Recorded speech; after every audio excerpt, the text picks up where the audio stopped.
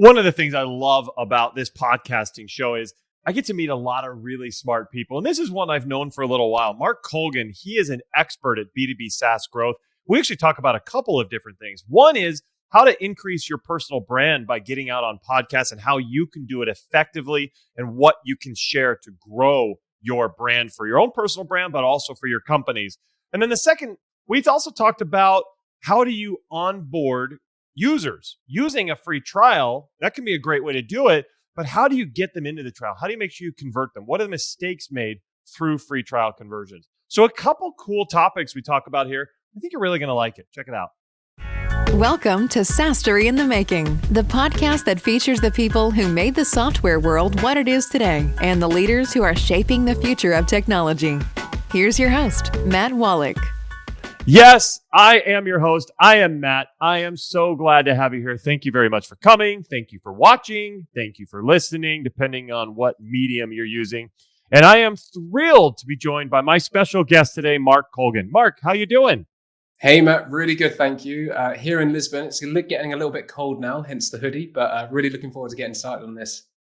Absolutely. And that definitely doesn't sound like a Portuguese accent. I've known you for a little while. You're from Ireland, right? From the UK, but my family are Irish. Yeah. So okay, English. Sorry. Yeah. No worries. My middle name's Patrick, so it's easy. It's easy to confuse that one. Yeah, for sure. But you got relocated. You're in Portugal now, living the dream. Trying my best to. Yeah, been here for almost 2 years now, so feeling a little bit like a resident now, which is good.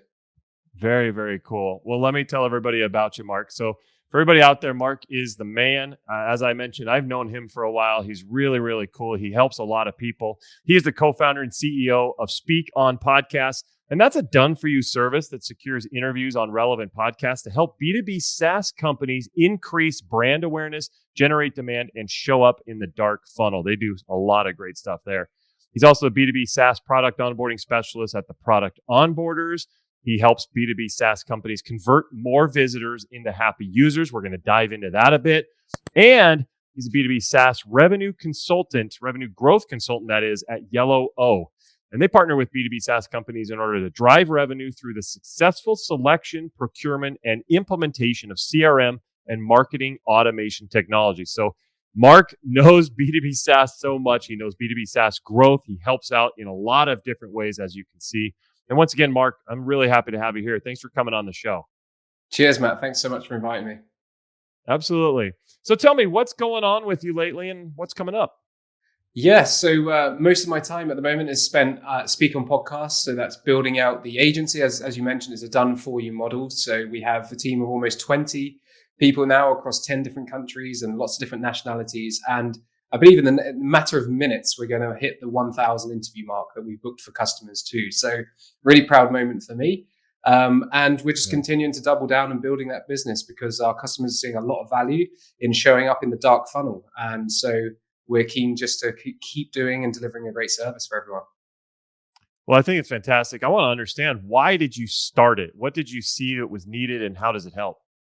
Yeah, so it all came from, so where you and I originally know each other was when I was running a previous business, and I had a bit of spare time on my hands. So I started to reach out to podcast hosts and pitch myself, landed a few interviews. One interview, I went on a relatively small and quite a new podcast about outbound sales, and I managed to generate around 10 leads, and I converted 10 of those leads into about 4 or 5 customers. I can't remember correctly. It was definitely 4, might have been 5.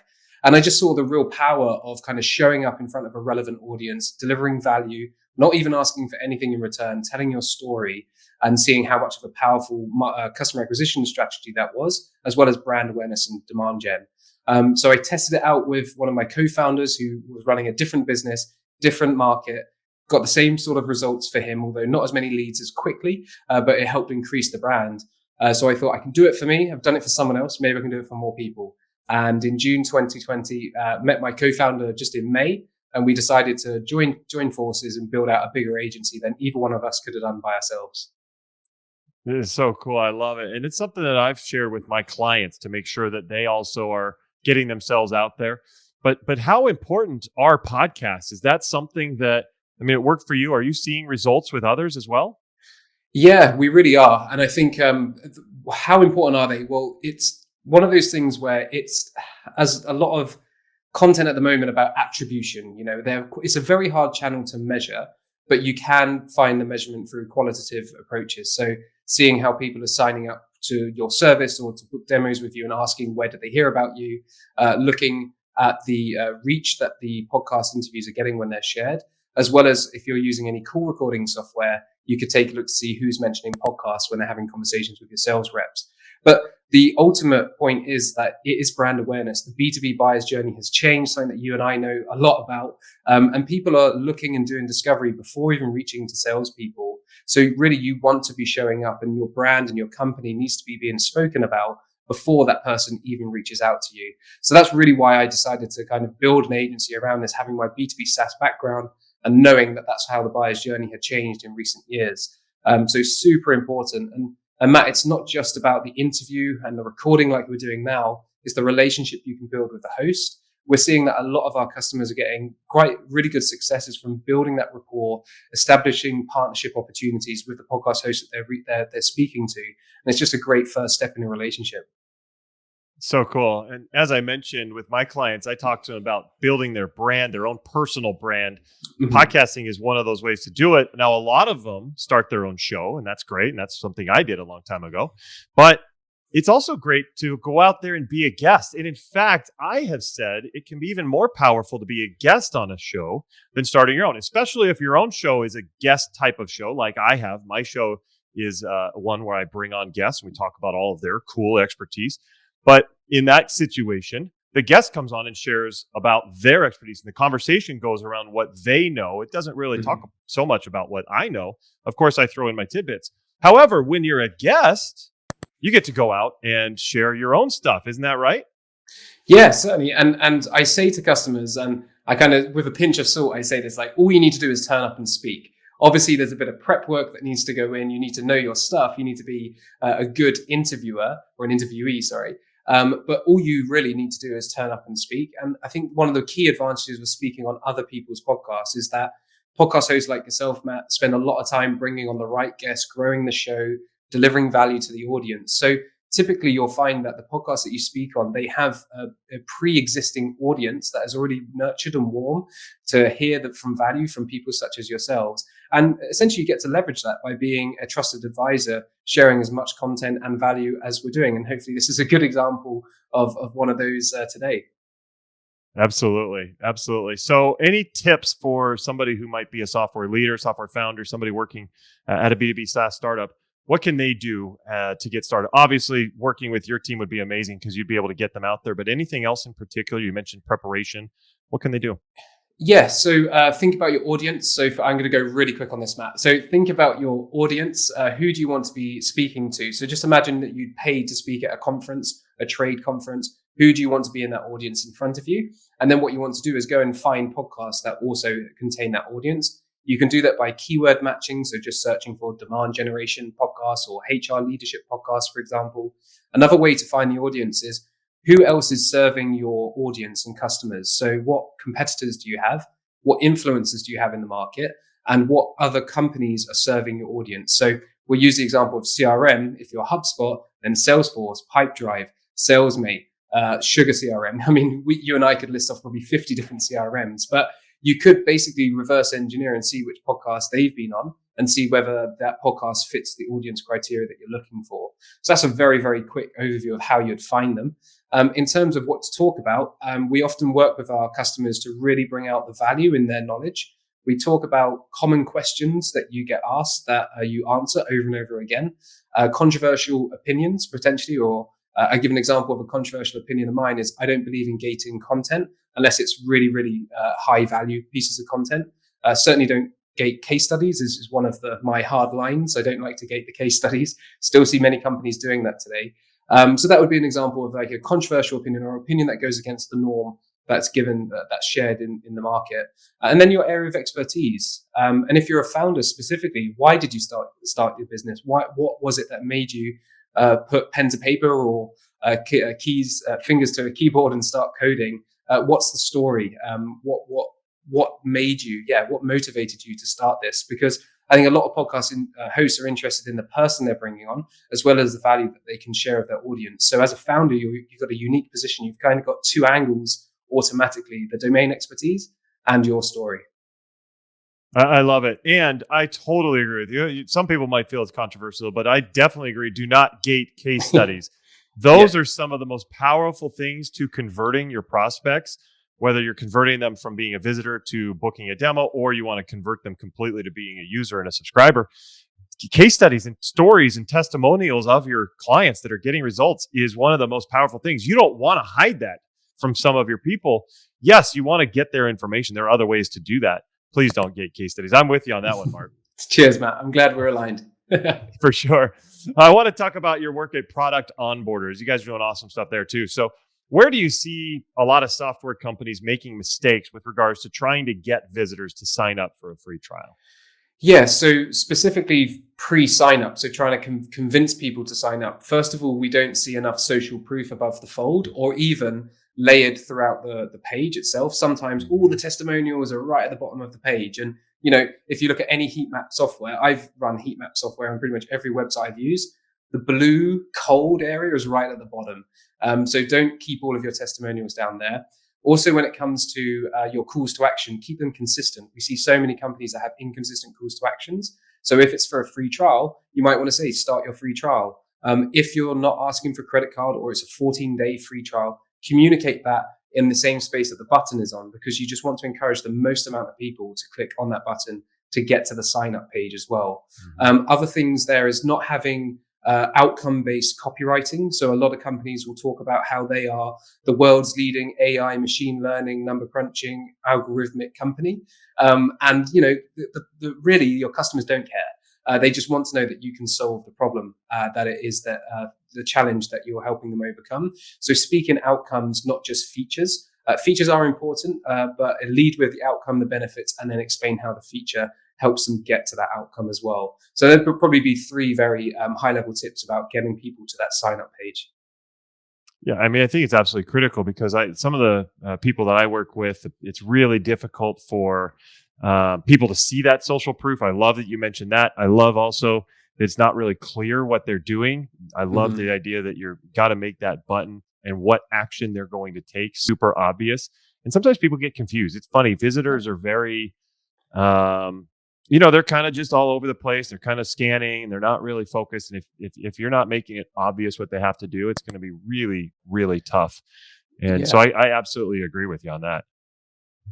Yeah, I was just going to add to that as well. If you think about the buyer's journey, if I'm evaluating let's say an applicant tracking system. So I want to post a job and I want to manage the applicants that come to that job. I'm going to have 3 or 4 different tabs open with 3 or 4 different providers and suppliers on there. So when I'm looking at these different tabs and I'm just cycling through doing my own discovery, the company that has a very clear outcome, has a very clear call to action, and almost makes it feel like a no-brainer and I have to at least start the free trial is the one that I'm likely going to go to.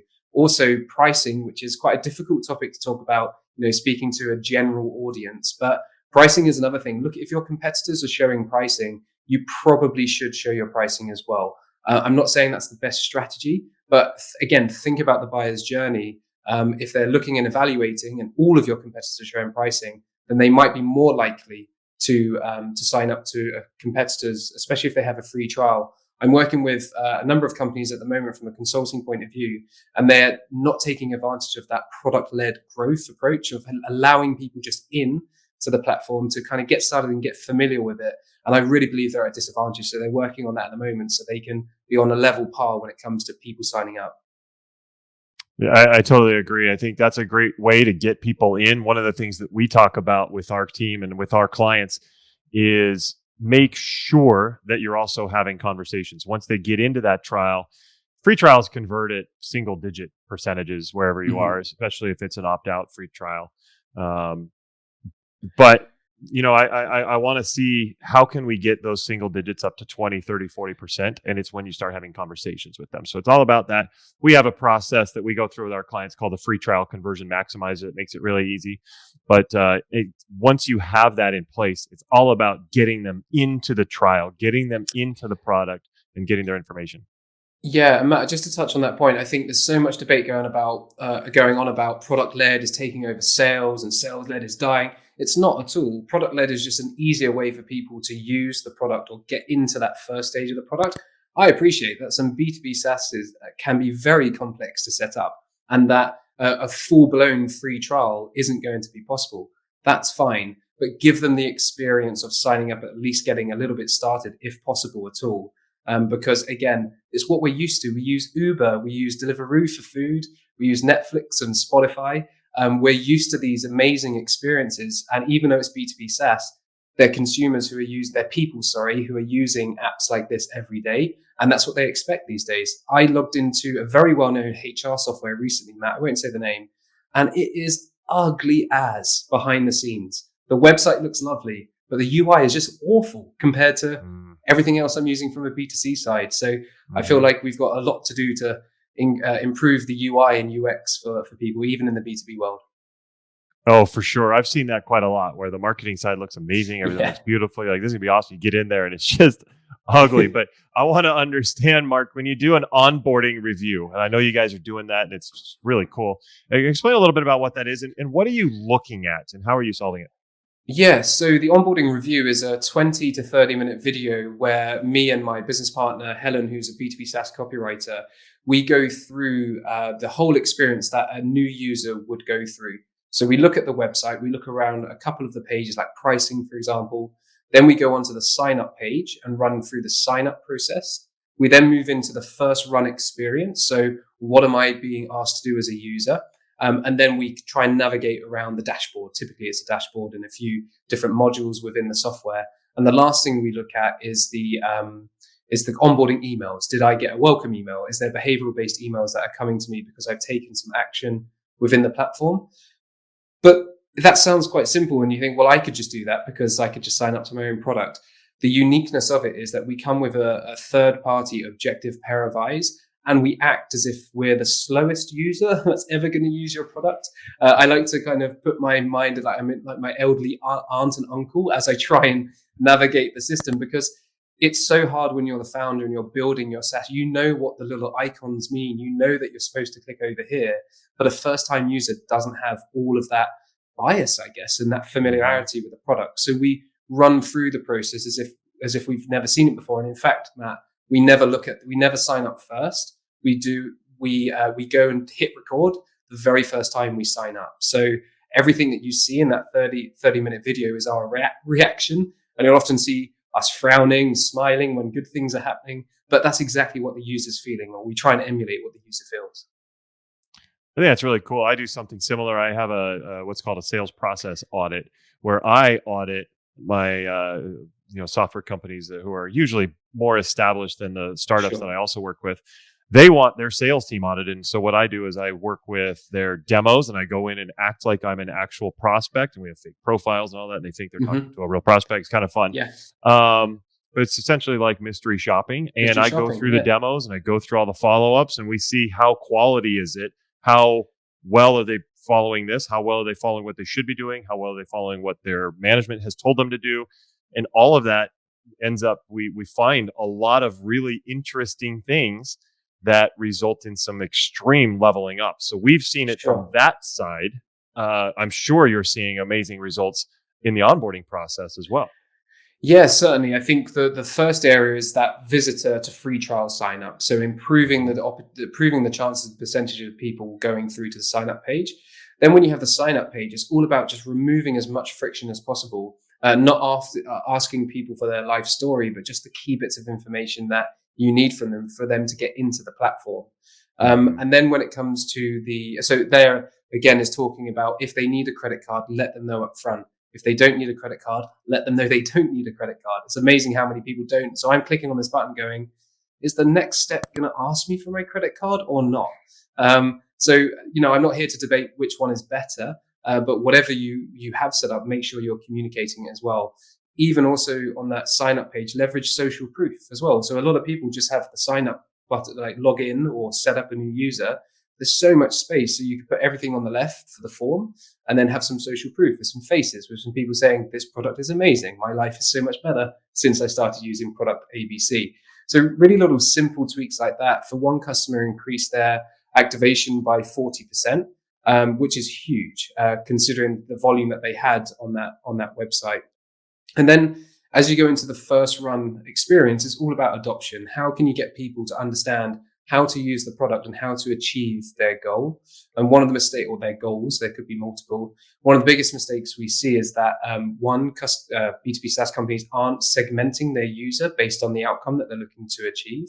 And sometimes you go straight into the product and there's no tooltip, guide, anything to help you get started. So they're just 2 or 3 very simple, maybe not simple. They sound simple in the sentence, a lot more to implement, but extremely important. Yeah, and I totally agree. We really coach that part. When you look at a form online and you're trying to get people to fill out the form, what I've always kind of thought, not always, I actually used to suck at this, but once I realized it, I think to myself, how can I convince this person to fill out this form? Give them a reason to complete the form. And so I love you're talking about social proof, put what they're going to get out of it, put a support number if you need to. Anything you can do to give them reasons to fill out that form and convert is going to help you. So I absolutely agree with that. I want to understand, do you have any other advice, Mark, for early stage software companies, early stage SaaS companies and leaders who need to know this? Yeah. So with regards to product onboarding specifically. Sure. Yes. Yeah. Yeah. So make sure that you have, so the welcome email is another key one. There's so many blog posts about it, but yet so many people still get it wrong. Oftentimes you'll see that a welcome email comes through and it's like, hey, hasn't even got my first name in there. It's like, hey, thanks so much for signing up. We're really excited for you to be here. This is what you need to do next. Here's this link. Here's that link. So there's several links. There's quite confusing as to what my next step should be. Signed off the team from a no reply email address. So change that completely. Make sure it's coming from the founder or somebody in product, or even marketer. It doesn't matter who, but a person, right? Because I think we just forget that, yes, we're selling software. Yes, we've got users, but these users are humans. And it's a human, in most cases, that has built the product or at least had the idea for it. So remember to include that human touch in it. And don't have a no reply email to an onboarding, because if somebody is stuck and they want to ask you a question, you want to make it super easy for them to reply, because it might be that they just haven't seen what they need to do next. But again, going back to my example earlier, multiple tabs open, trialing multiple tools at the same time. The one that I get the most responsive support from, the one that's easiest to use, the one that gets me to my aha moment as quickly as possible, is likely to be the one I'm going to go with if the pricing's right and in budget, of course. So that would be another tip there as well, Matt. That's fantastic. I love it. This has been amazing, Mark. I've learned a lot. I hope that everybody else out there has as well. How can our audience learn more about you and what you're doing? Sure. So to learn about everything I'm up to, probably the best place to go to is markcolgan.co.uk. That kind of gives a few links to a few of my projects. And if you're interested in the product onboarders, Matt, I've actually put together a completely free checklist, no form required. And that's at theproductonboarders.com/checklist. And in there's 88 questions that we ask ourselves as we do the reviews. And what you could do is print that off, give it to your mum, your partner, somebody who's not been developing your product, and ask them to go through and answer those questions. And you'll get some great results from doing so. That's phenomenal. That sounds like an amazing tool. So we'll put that in the show notes to make sure that everybody hears that or sees that and gets there and gets that guide. That sounds like a really cool checklist. Thanks. But Mark, this has been awesome. Thank you so much for coming on the show. No, thank you so much. I've really enjoyed it. And as you can probably tell, I could talk about this stuff for hours. So thank you, Matt. Appreciate it. Likewise, I love all this stuff and trying to analyze conversions and all that. And then what we talked about with podcasts, obviously I'm big into podcasts. So really, really cool. Thank you for coming. And everybody out there, thank you very much for coming. I appreciate you being here. Make sure that you are subscribed. Hit that subscribe button right now, whether you're on YouTube or whether you're on a podcast source. Make sure you do that because you don't want to miss out on other amazing guides and experts like Mark who are going to come and share their best tips for you. So thank you for coming. Really appreciate it. And we will see you next time. Take care.